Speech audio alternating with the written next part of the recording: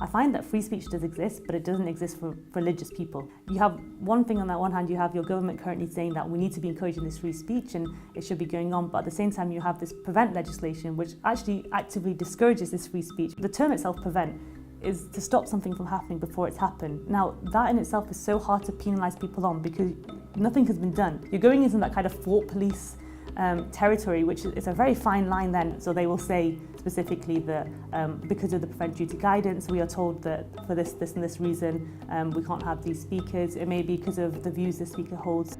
Cameras are put in to prayer rooms, or they're being monitored as to swipe student cards to see who is going in. So they'll see, they'll know exactly how many times you've entered that prayer room, for example. A lot of the time they're kind of, they're just stopped. Sometimes it's either they've come to their house or they've come to their dorm, or they're literally just walking on campus, but the officer knows who they are. And a lot of the time they start off with questions that are just normal, just confirming who they are essentially. And then you go straight into the questions of, random ones. How many times a day do you pray? What are your views on homophobia or ISIS or these kind of things? And then it quickly kind of spirals into a lot of random questions, and then suddenly they're told, you've essentially been interviewed by a prevent officer. So a lot of the time when we're getting phone calls, it's advice as to what has just happened, how has this happened? And then a lot of the time it's a worry of, is this going to go on my record? That's obviously a big worry because, fundamentally you come to university to get your degree, not to leave with this stamp saying you're an extremist.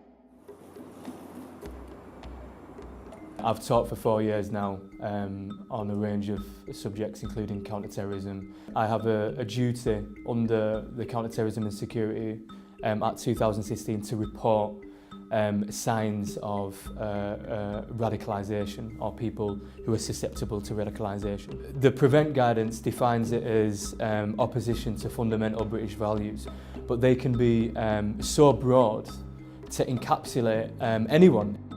We talked about the Manchester Arena bombings. So these happened at a time when I was teaching. Some of my students came from Manchester. They may have come from similar communities that the individual that committed the attacks came from. And there was definitely a hastiness to bring that particular conversation to an end. In terms of beginning to scrutinise and examine and explore what would have compelled an individual to do that, that's where they palpably became a lot more quiet and reserved. In a way that other students that wouldn't have visibly or self-identified as Muslim felt. So they were happy to talk about it. I think that I've failed as an educator, and I think we've failed as a university. If the second a student comes up to me and says, Tanzil, I feel like I'm having to self-censor, I'm worried about saying X, Y and Z, the notion of a university is fundamentally undermined, and it has qualitatively shifted to something that it no longer used to be. And that is something which regurgitates